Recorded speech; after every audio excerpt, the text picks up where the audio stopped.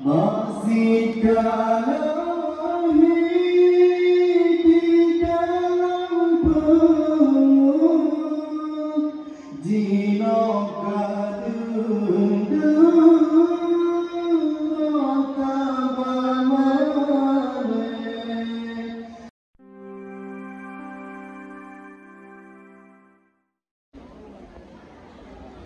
Assalamualaikum warahmatullahi wabarakatuh.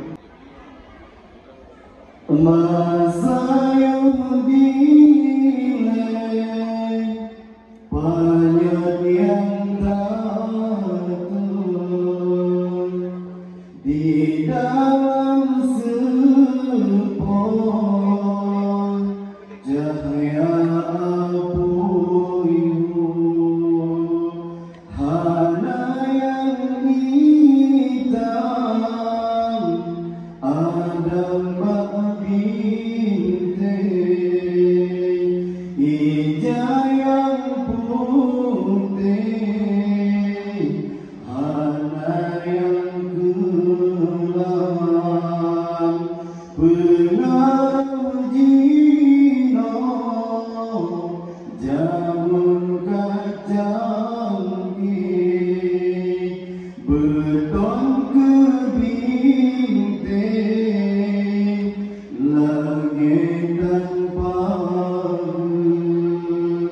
beda jamunya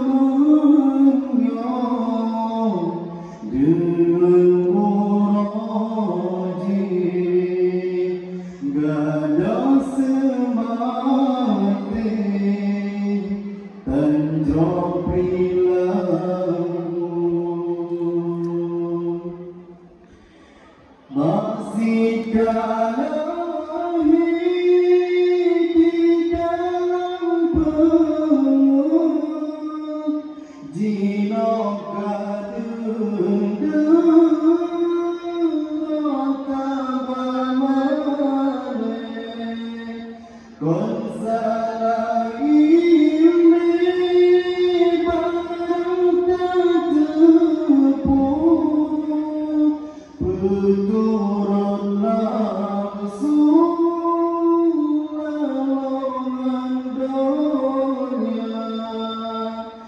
jalan mendosa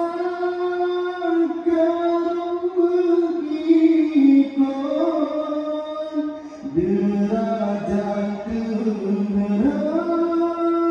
dan mulia akhirat dan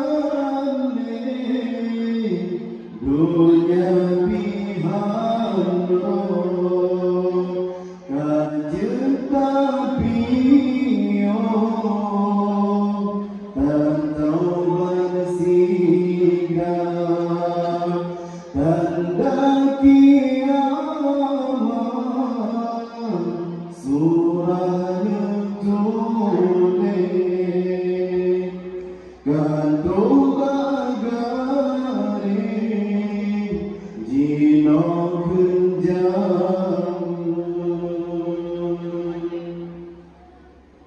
masih kalahi di dalam perut jinoka dendam hota bamane bersalah ilmi barang tertepung turun nafsu lalongan dunia jalan mendosa kerana mengikut derajat